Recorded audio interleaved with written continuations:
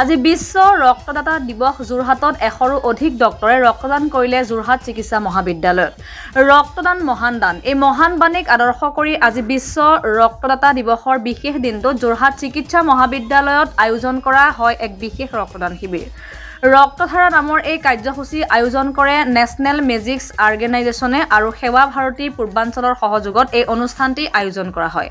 এই অনুষ্ঠানটি যোৰহাট চিকিৎসা মহাবিদ্যালয়ৰ ব্লাড বেংকত অনুষ্ঠিত হয়। এই অনুষ্ঠানটিৰ মুখ্য অতিথি হিচাপে উপস্থিত থাকে কাজিৰঙা লোকসভা সমষ্টিৰ সাংসদ কামাখ্যা প্ৰসাদ তাছাৰ লগতে অনুষ্ঠানত উপস্থিত থাকে যোৰহাট চিকিৎসা মহাবিদ্যালয়ৰ অধীক্ষক ডাক্তৰ মানৱ গোহাঁই, জ্যেষ্ঠ চিকিৎসক ডাক্তৰ অমিত শইকীয়াৰ লগতে জ্যেষ্ঠ চিকিৎসকৰ লগতে 100ৰো অধিক কনিষ্ঠ চিকিৎসক, স্তন আৰু স্বাস্থ্য সেৱাৰ লগত জড়িত কৰ্মচাৰীসকল। উল্লেখযোগ্য যে আজিৰ এই ৰক্তদান শিবিৰত 100ৰো অধিক চিকিৎসকে ৰক্তদান কৰে। আজি এই ৰক্তদান কাৰ্যসূচীয়ে এক নিদৰ্শন দাঙি ধৰিছে যে চিকিৎসকে নিজৰ দায়িত্বৰ বাহিৰে সামাজিক কৰ্তব্যৰো এক অনন্য দৃষ্টান্ত স্থাপন কৰে। লগতে ৰক্তদানৰ মাধ্যমে জীৱন ৰক্ষা কৰাৰ এই মহৎ কাৰ্যত চিকিৎসকসকলৰ উৎসাহ আৰু অংশগ্ৰহণে সকলোলৈ অনুপ্ৰেৰণা যোগায়। অনুষ্ঠানৰ শেষত ৰক্তদাতাসকলক সাংসদ কামাখ্যা প্ৰসাদ তাছাই মানপত্ৰ প্ৰদান কৰি তেওঁলোকৰ এই উদাৰ মনোভাৱৰ প্ৰশংসা কৰে। তাছাই কয়, ডাক্তৰসকলৰ এই পদক্ষেপে জনসাধাৰণৰ মাজত ৰক্তদানৰ প্ৰতি সচেতনতা বৃদ্ধি কৰিব। বিশ্ব ৰক্তদাতা দিৱস উপলক্ষে আয়োজিত এই বিশেষ অনুষ্ঠানৰ জৰিয়তে যোৰহাটে দেখুৱাইছে সহানুভূতি, সামাজিক দায়বদ্ধতাৰ। এতিয়াও উপস্থিত হৈছে আমাৰ মাজত। আমাৰ যি প্ৰচেষ্টা, আমাৰ ভলেণ্টাৰী ব্লাড ডোনেশ্যন কেম্প, ইয়াৰ বাবে আমাক সহায় জনাইছে, আমাক উৎসাহ দিছে। তাৰ বাবে বহুত বহুত ধন্যবাদ ছাৰলৈ। আৰু আমি আগলৈ এনেকুৱা শিবিৰ আমি আয়োজন কৰি থাকিম। আমাৰ পেচেণ্টবোৰৰ সহায় হ'ব বা সদায় আমাৰ যি পেচেণ্টবোৰৰ বিচাৰি থাকে বা তেনেকুৱা ৰোগীৰ বাবে, তো এইটো আমাৰ ফালৰ পৰা এটা প্ৰচেষ্টা। অলৰেডি আমাৰ 100+ ইউনিট আমি আয়োজন কৰিছোঁ আৰু আগলৈও নতুন ডাটা আহিব বুলি আমি আশা কৰি থাকোঁ। আপোনালোক সকলোৱে জানে আজি বিশ্ব ৰক্তদাতা দিৱস। সেই উদ্দেশ্য আগত ৰাখি আজি যোৰহাট চিকিৎসা মহাবিদ্যালয় ছাত্ৰ একতা সভা, নেশ্যনেল মেডিকেল অৰ্গেনাইজেশ্যন আৰু আছাম চেপ্টাৰ চাৰ্জনছ অফ ইণ্ডিয়াৰ সহযোগত আজি আমি যোৰহাট চিকিৎসা মহাবিদ্যালয়ত এক ৰক্তদান শিবিৰ আমি অনুষ্ঠিত কৰিছোঁ।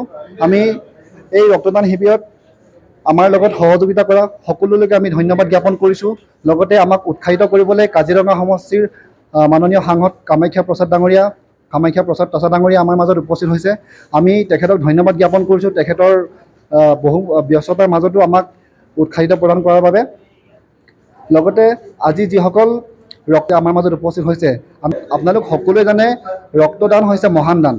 আজি ইয়াত যোৰহাট চিকিৎসা মহাবিদ্যালয়ত অধ্যয়নৰত আমাৰ ছাত্ৰ ছাত্ৰীসকলে আৰু জুনিয়ৰ ডক্টৰসকলে নিজে তেওঁলোকে ব্লাড ডনেট কৰিছে। চ' আমি তেখেতসকলৰ যি মহানুভৱতা, এই মহানুভৱ আমি শলাগিছোঁ। আমি আশা কৰিছোঁ তেখেতসকলৰ যি সহযোগিতা, এই সহযোগিতা আমি আগন্তুক দিনতো কামনা কৰিছোঁ।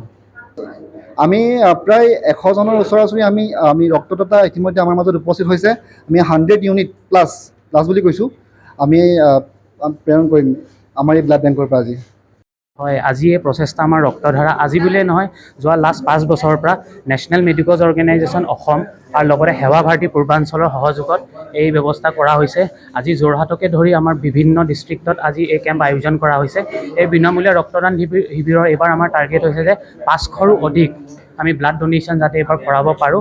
চ' গতিকে ৰাইজৰ সঁহাৰি লাগে। আপোনাৰ চেনেলৰ যোগেদি আমি অসমৰ ৰাইজক ক'ব বিচাৰিছোঁ যে আপোনালোক আগবাঢ়ি আহক, ব্লাড ডোনেট কৰক, কাৰণ এটা ব্লাডে 1000টা লাইফ বচাব পাৰে।